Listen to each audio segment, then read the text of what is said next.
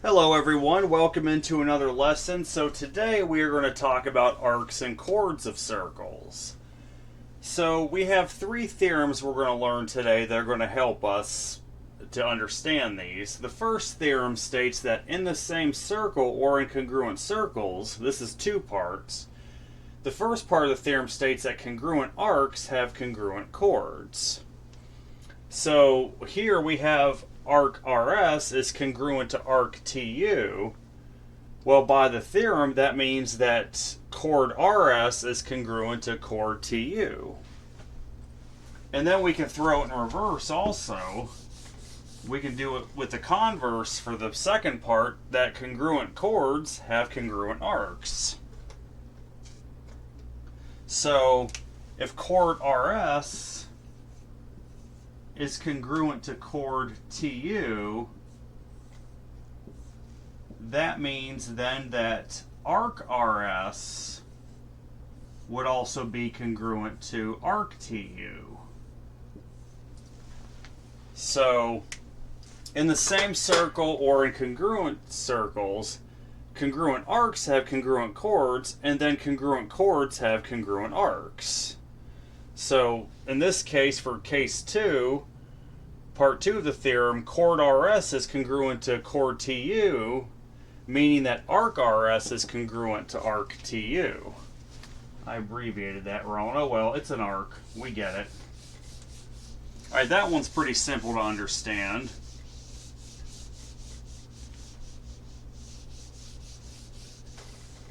We'll go on to the next theorem here.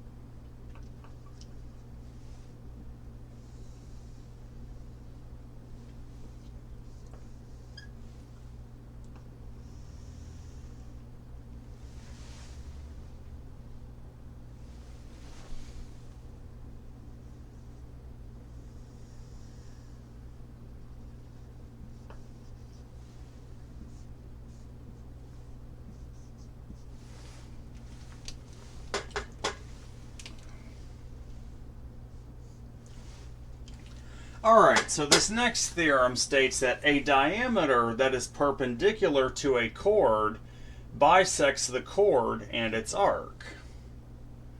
So here we have diameter OD, right? This whole thing's the diameter, going up to down, diameter OD. According to this theorem, it bisects chord AB, which is going to mean then that segment AZ of the chord would be congruent to segment ZB, since it bisects the chord, and it's also going to bisect the arcs. It's going to bisect arc AB, so that means that arc AD would be congruent to arc DB. So a diameter that is perpendicular to a chord bisects the chord and its arc. So here we have diameter OD is perpendicular to chord AB. That means it's going to bisect chord AB, meaning that segment AZ is congruent to segment ZB, and then it also bisects the arc. It bisects arc AB, meaning that chord AD is congruent to chord DB. So that is that theorem, and then we just have one more.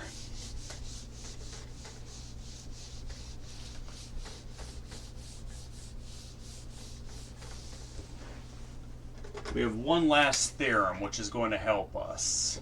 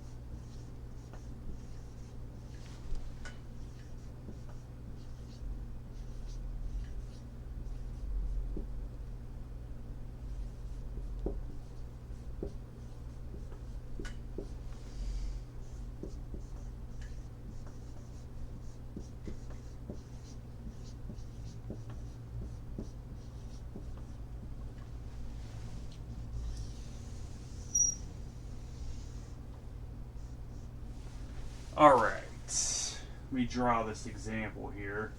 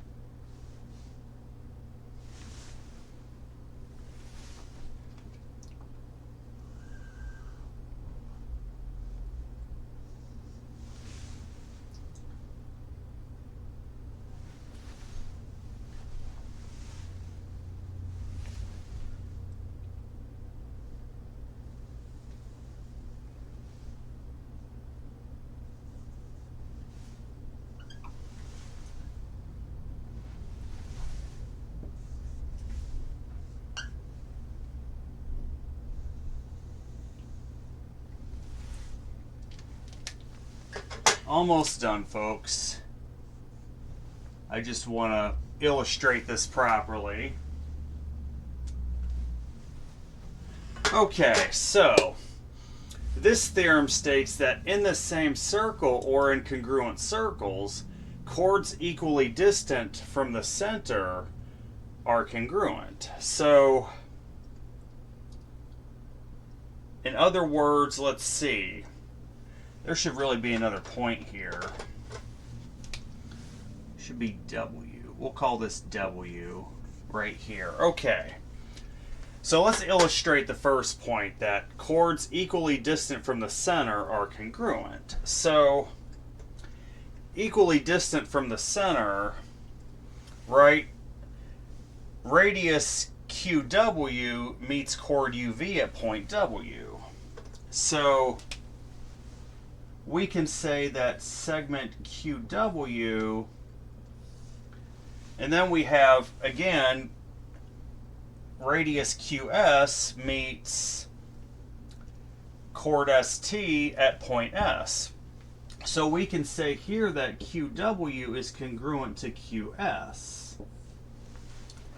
If that's the case, that means then that the chords themselves, UV and RT, are congruent. So since QW and QS are congruent, which would be really the distance of the chords from the center of the circle, That means that chords UV and RT themselves are congruent. And then let's talk about point 2. So point 2 of this theorem is the opposite. It's the converse. Congruent chords are equidistant from the center of the circle. So if we're talking about congruent chords being equidistant from the center of the circle, that means that since chord RT is congruent to chord UV, then therefore we can say that the distance of these chords to the center of the circle are the same. That means that QS is congruent to QW. So going over part 2 again, congruent chords are equidistant from the center. So since chords RT and UV are congruent, that means they're both equidistant from the center, therefore QS would be congruent to QW. And now we're going to do some exercises here to put these theorems we've learned today into practice. You might use more than one theorem per exercise. That's why I taught these all at once. We're going to do these in real time.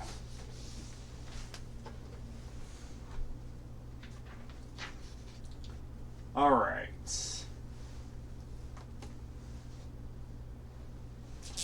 So we got 9 exercises where we're going to figure out what they want us to figure out.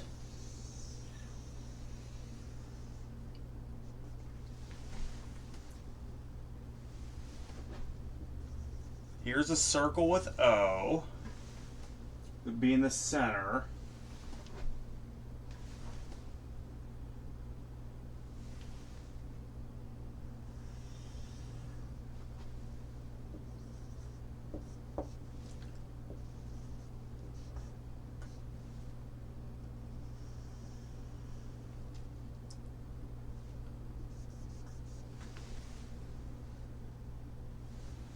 Actually, it doesn't show any more in that. Okay.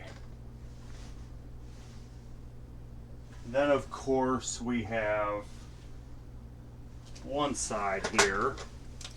They do give us one side in red.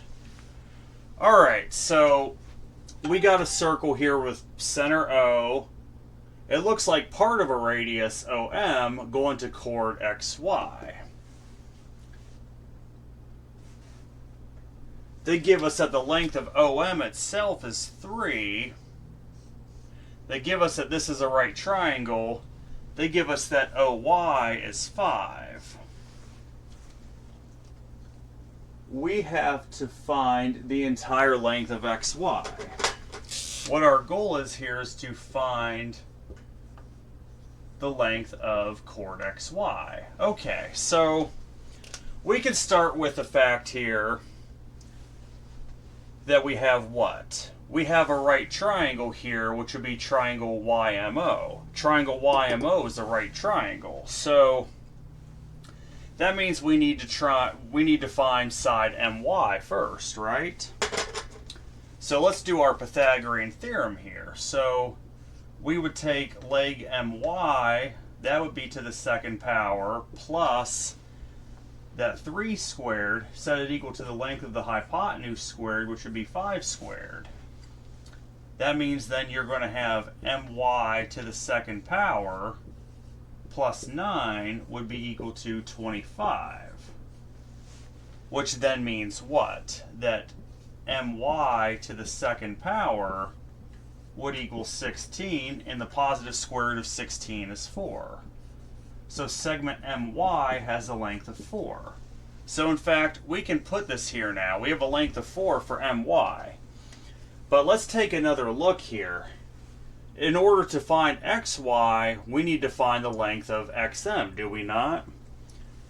Well, here's the thing. It looks like OM's the start of a radius. If you extended it, it would actually be a true radius if it went to the end of the circle. Then if you extend it the other way, it's the diameter. So that theorem about a diameter being perpendicular to a chord bisects the chord and the arc, we can apply that to a radius also, because a radius is just half the diameter, is it not? So, therefore, that allows us to conclude that xm is congruent to my. So xm itself would also equal 4, since it splits it into two equal parts. Now to find xy, that's just of course going to be xm plus my, which would have to be what? 4 plus 4, which means xy would have a length of 8. So the length of chord xy would have a length of 8. That would be the answer.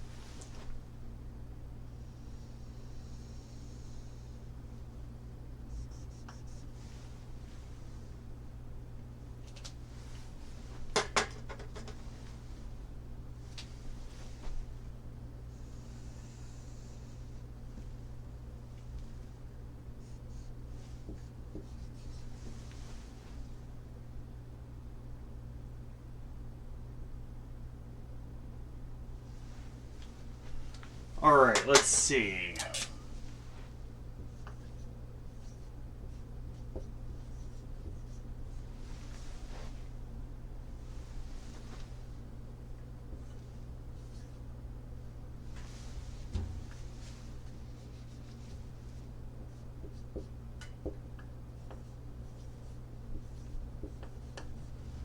Alright, so we have another circle here, starts at center O.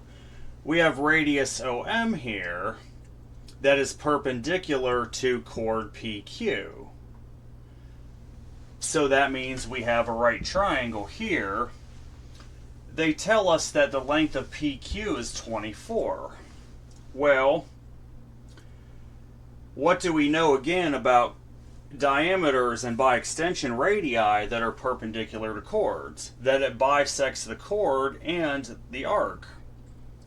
So if PQ is 24, wouldn't that mean that MQ is equal to half of PQ then, if it bisects them? So that means it's going to be equal to half of 24, which means that segment MQ would equal 12. So now we can put this here for having a length of 12, MQ. Now, finding OM is just a matter of applying Pythagorean theorem. It's really that simple. So, we'll take that side OM to the second power, plus the leg with a length 12 to the second power. We'll set that equal to the hypotenuse OQ to the second power, which would be 13 to the second power, which would give you OM to the second power, plus 144, would be equal to 169, which would then simply give you that OM to the second power equals 25, which would mean then positive square root of 25 would give you that OM is equal to 5. So yes, these theorems do come in handy with solving for lengths inside of circles. So OM would have a length of 5 in the end.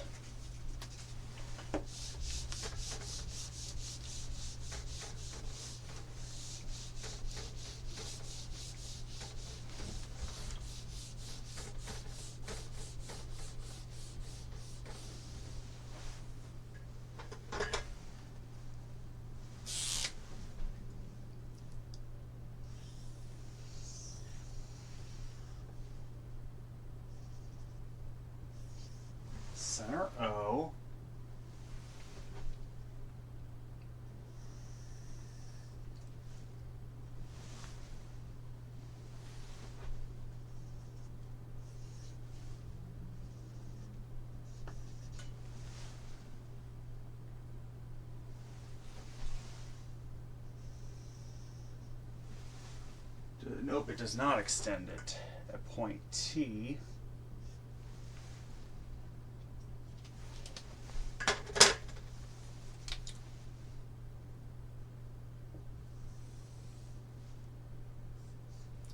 Alright, let's see what they give us in this particular case. They give us that OT equals 9. We even get that RS is 18.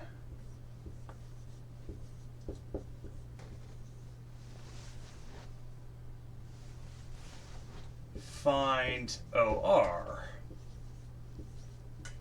Okay, so we have here, again, another part of a radius, at least, that bisects, that is perpendicular to chord SR, or RS, which means that it bisects chord RS. So then we have a right triangle here. Triangle TOR is a right triangle. So let's start with what we know. We know that OT has a length of 9. Let's go ahead and put that here, right? RS has a length of 18. But we are concerned about the portion that's the right triangle. What do we know again about chords that, or diameters or radii, what have you, that are perpendicular to a chord? They bisect them, right? So if RS is 18, that means that RT would be equal to half of RS, which would mean it's equal to half of 18, which means RT would have to equal 9. So RT here also equals 9. Well, we don't even got to do Pythagorean theorem, right? Because in order to solve for OR, it's just the hypotenuse of the right triangle. If you have two legs of a right triangle that have the exact same length, what type of right triangle is that? It's a 45, 45, 90 right triangle. Which all that means then, the hypotenuse is the square root of 2 times as long as one of the legs. So the length of hypotenuse OR would end up being 9 times the square root of 2 by the 45, 45, 90 theorem. OR would be 9 times the square root of 2.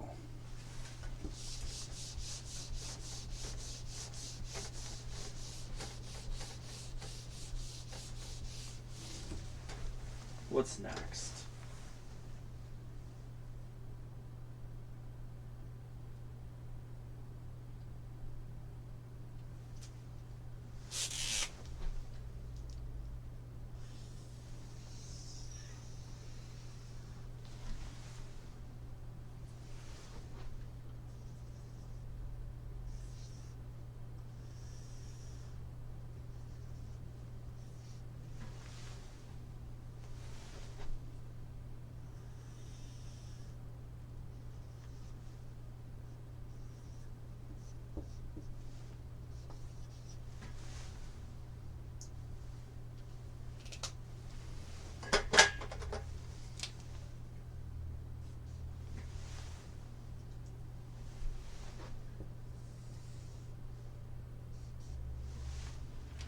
Okay, let's see what they give us for this particular one.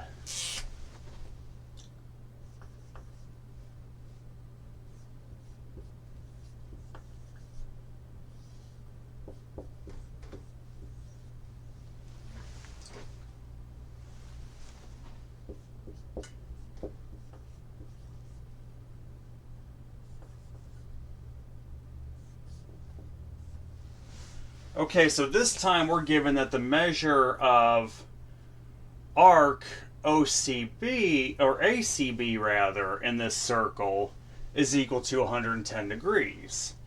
We ultimately want to find the measure of angle 1. Well, clearly we see that radius OC is perpendicular to chord AB. What do we know about perpendicular chords and diameters? that not only is the chord bisected, the arc is bisected. Well, we see angle 1 is a central angle for arc CB. If the arc is bisected, let's start there with the bisected arc. That means that the measure of arc CB would simply have to be half the measure of arc ACB, which would have to mean it's half of 110 degrees, which half of 110 is 55. So the measure of arc CB, the minor arc there, is going to be equal to 55 degrees. So why don't we go ahead and label that? And now angle 1's clearly a central angle, right? We know that a central angle in a circle is congruent to the minor arc that it touches. So that means that the measure of angle 1 also would have to be 55 degrees. So yes, even some of yesterday's lessons are starting to come into play here.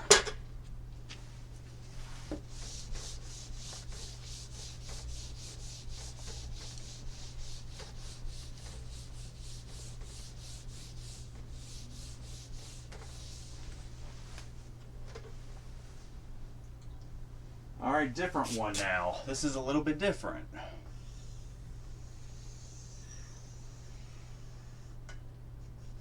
You'll see how in just a minute here.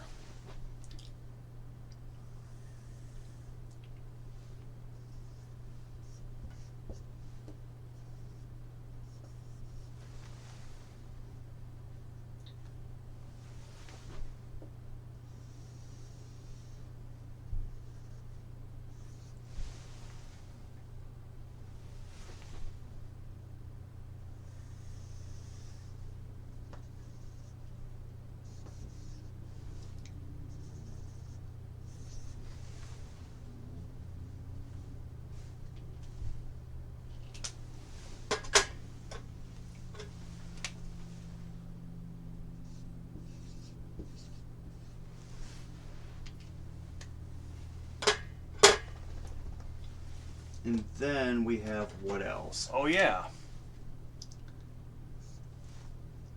We have that these three chords are congruent. Alright, so all we have to find now is what? They just want us to find the measure of arc BC. So let's go ahead and do that. Okay, so we have here a circle, again with center O. We see we have congruent chords AB, BC, and CD. They're all congruent to each other. We see we have here the measure of this arc AD, a minor arc, is equal to 120, right? Well, in order to ultimately find BC, we're going to need to do what? Find the measure of the major arc ABCD, aren't we? So let's find the measure of, so the measure of major arc ABCD, if we remember to find the major arc measure, you just take 360 degrees minus the measure of your minor arc, the 120, which means now that you have the measure of major arc ABCD equals 240 degrees. Okay, so if it's 240 degrees now, we have what here?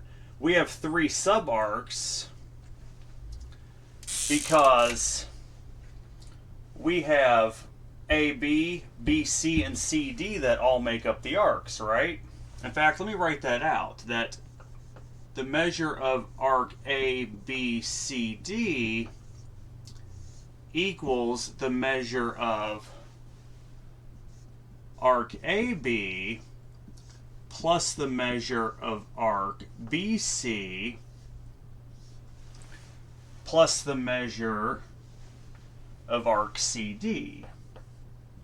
right? Those are the three parts. So hey, there's your arc addition postulate at work. Now, what can we do to help us identify this? What can we do to help us identify arc BC, which is what we're seeking? If all these arcs are congruent to each other, that means we can use a substitution property on arcs AB and CD, which would have to mean then the measure of arc ABCD equals the measure of arc BC plus the measure of arc BC plus the measure of arc BC. So you see what I did there? I used the substitution property on the other arcs. Since they're all congruent arcs, I can do that. Well, what's the measure of arc ABCD? It's 240. So if you add these together and simplify it, you'll get 3 times the measure of arc BC is equal to 240 degrees, which in the end, you just divide both sides by 3, you get that the measure of arc BC is equal to 80 degrees. So yes, even past properties and theorems and postulates will come up in this. So we get in the end the measure of arc BC is equal to 80 degrees.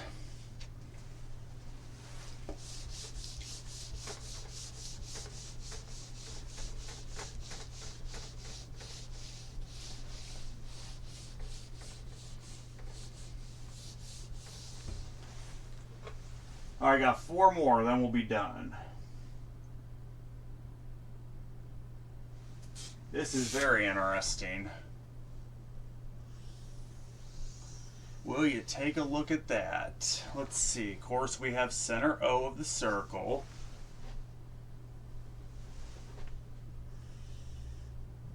Radius OD, which will turn into radius, which will also have radius OA, which would actually give us diameter AD. Goes to radius OB up here.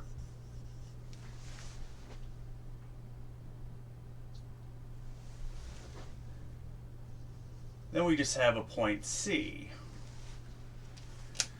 So let's see what else we get here. This is about to get very interesting.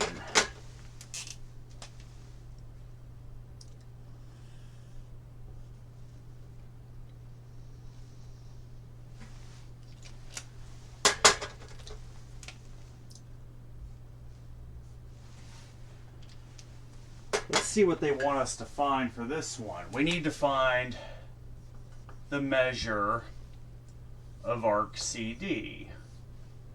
So we're going to find the measure of arc CD. Okay.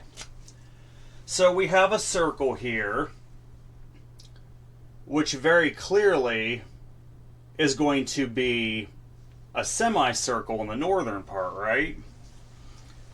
Because you have diameter AD, which makes this whole thing a semicircle. And then split in half from that is what? You have a right angle here at diameter OB. So, we're also given that chord BC and CD are congruent to each other. Well, we need to ultimately find the measure of CD. Okay, so here's something. Let's go back to yesterday's lesson. If the central angle here, BOD, is 90, what does that mean? The measure of major arc BCD, the measure of arc BCD, technically that'd be a minor arc still. The measure of arc BCD itself would have to be what? 90 degrees, right? Okay. Well, to find the measure of arc BCD, we're going to use the arc addition postulate, which would ultimately give you that it's equal to the measure of arc BC plus the measure of arc CD.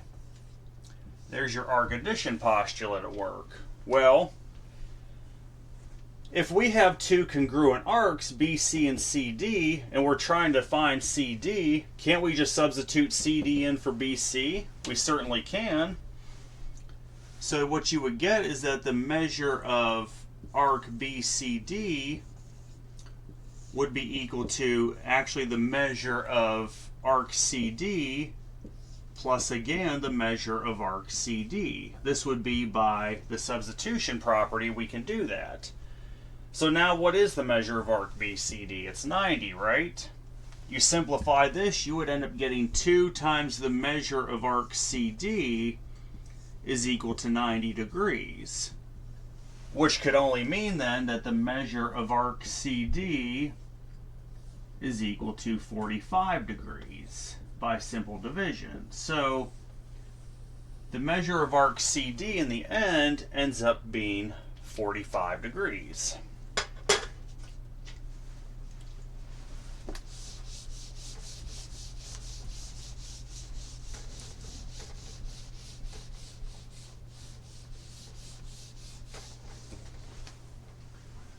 I just got 3 more problems.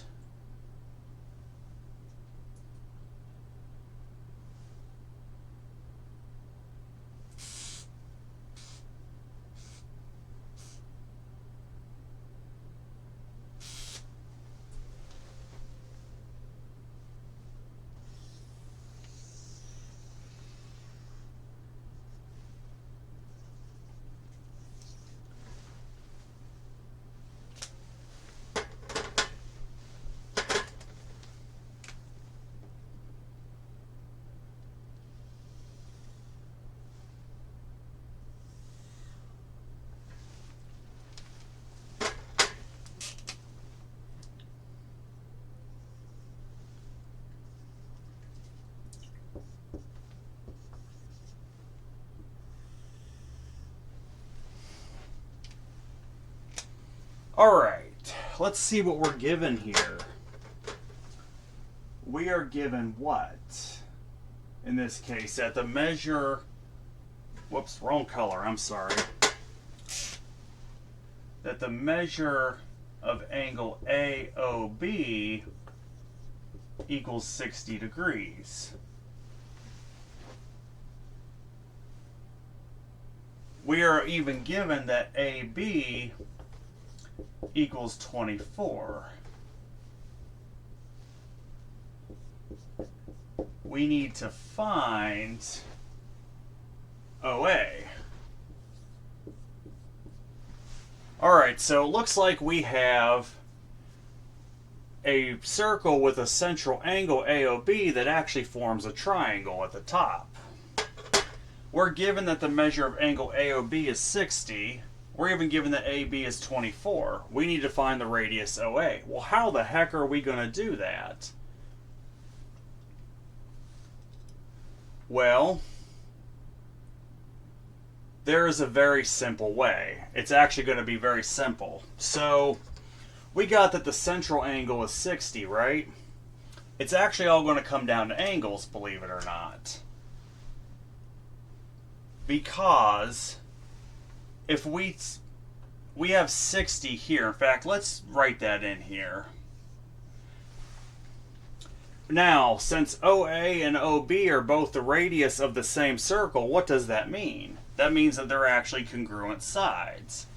You can use the isosceles triangle theorem. So now, let's just say both of these missing angles are x because they'll be congruent to each other. So take your x plus 60 degrees, set that equal all to 180 since that's the sum of the interior angles of a triangle. This would give you that 2x equals 120 degrees, which also means that x equals 60 degrees.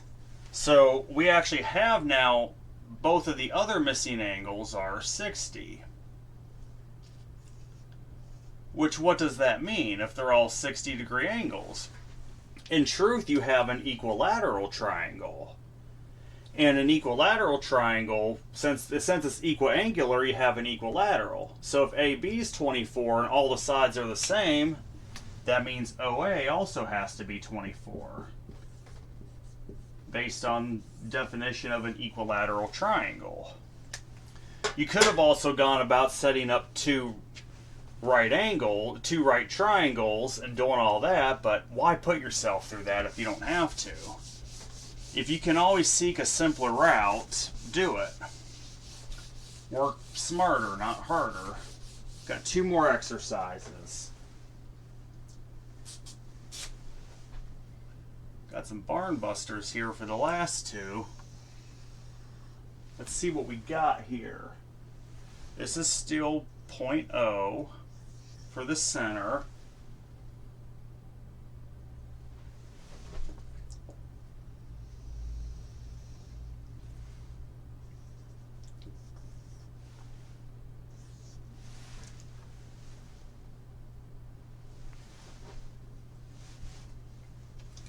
Well, I think the center would be a little lower down anyway, so that's where I went wrong. It doesn't do that. Okay. There's point M. And then we have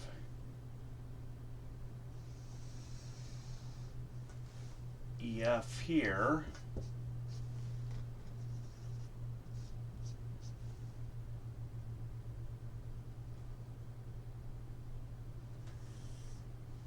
That's terrible, but anyway, we'll get to that in a minute. It's not going to look the most equilateral, but we'll get there. What do they tell us? That we got perpendicular lines here. I mean, yeah, that they're perpendicular. Okay. So what do they give us also?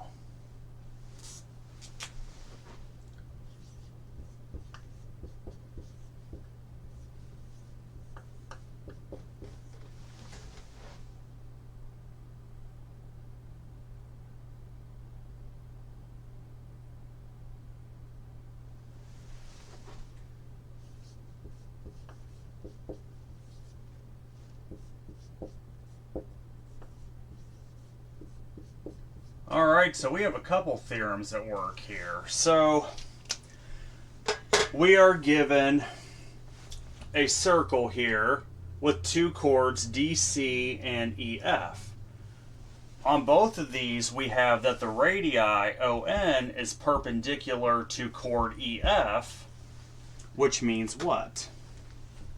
That means that it bisects it. So EN would be congruent to FN. And then we would also have this radius here, or part of a radius OM, is perpendicular to chord CD, so that means it bisects that also. And furthermore, we have that both chords are equidistant apart. Well, if the chords are equidistant apart, what does that mean? Because both OM and ON are 7. If they're equidistant apart, that means the chords are congruent. So we can actually say each of these pieces are congruent to each other then, because the chords are bisected and they're congruent, since they're equidistant apart, right? So now we have CM being 1/2 of the chord here of DC equaling 6. We want to find EF. We want to find the whole EF. Well, if the chord's bisected here, if CM has a length of 6, that means that DM also has to have a length of 6. So we can use the fact now that CD is equal to CM plus DM, which is equal to, of course, 6 plus 6, which means that chord CD would have to have a length of 12. Now we just want to find chord EF. Well, if they're congruent chords, that means that chord EF would also have to have a length of 12. So therefore, EF also has a length of 12. I got one more exercise and we're done.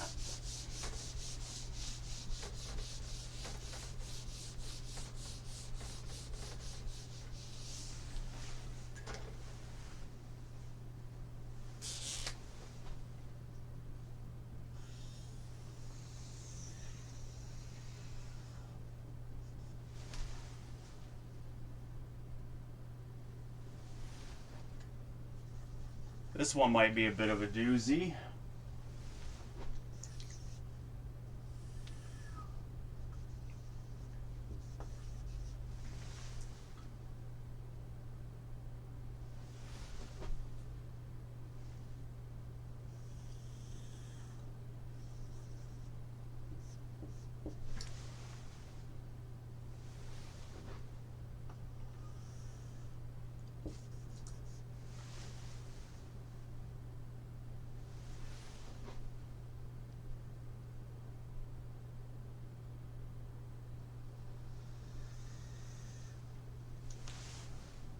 Yeah, that's definitely different.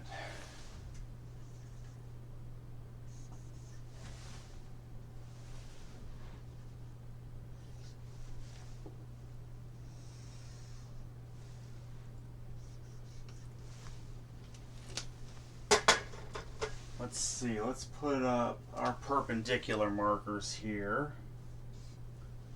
Right here. Let's see what else we're given now.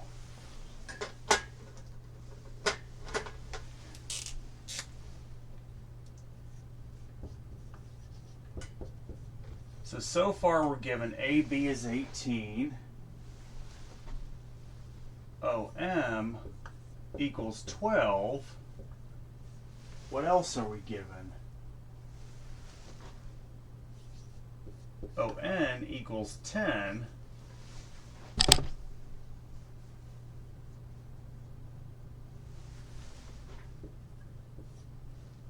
Find CD. Alright, so this is interesting here. So we are given then that AB is 18. We're given that OM is 10. So let's at least write OM being 10 here. That has a length of 10. We're even given that ON has a length of 10. We need to find the length of the whole chord CD. Well, why don't we do this then? Whoops, OM is 12, excuse me.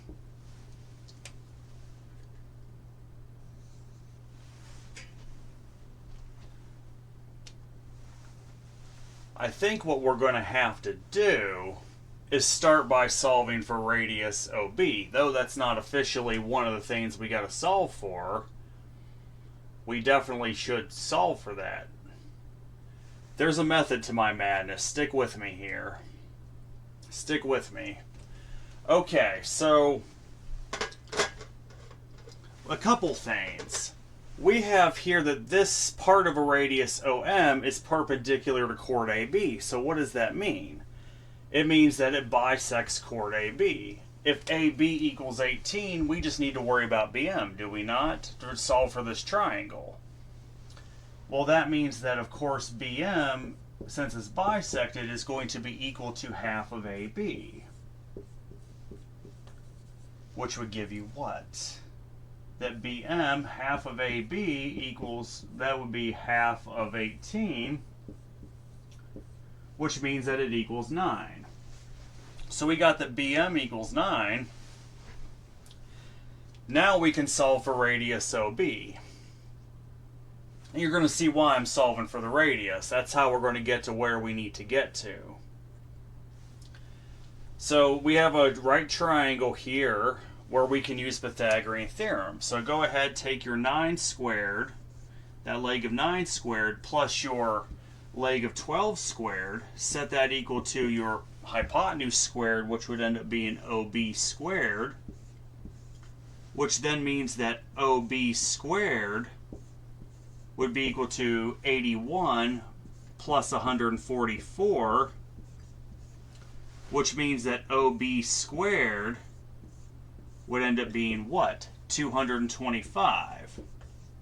That means that radius OB, take the positive square root of 225 rather, gives you 15. So the radius OB has a length of 15. Okay, so how are we going to solve for CD? Well, notice that they give you that ON is perpendicular to ultimately CD. What if we drew an auxiliary line from O to C and therefore created a second right triangle? Well, we already have a good start because radius OB is 15. That also means then that radius OC would have to be 15 because radii of the same circle are therefore congruent. So now we can at least do the process of solving for CN. That's a good start. So we'll go ahead and take Cn to the second power plus the 10 squared. We'll set that equal to the 15 squared, which means then we'll get Cn to the second power plus 100, which would equal 225, which then means that Cn would have to equal what? Cn squared, rather, would equal 125.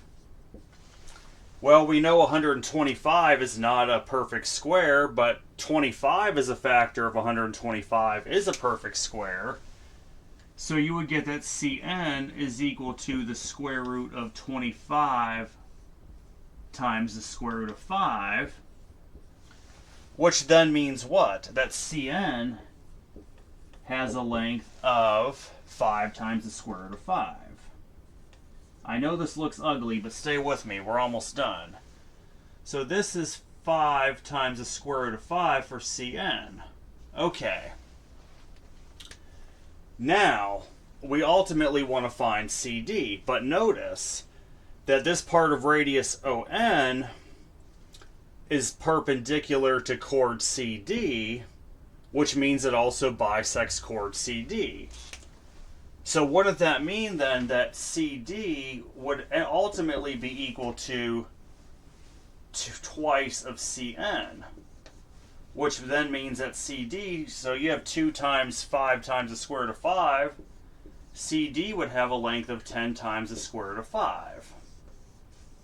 So the, what was I going to say? The chord CD has a length of 10 times the square root of 5, which is a little bit more than 20 if you do the decimal calculations. So that's it for arcs and chords. Next lesson, we're going to talk about inscribed angles in a circle. So I hope everyone has a great night. Take care.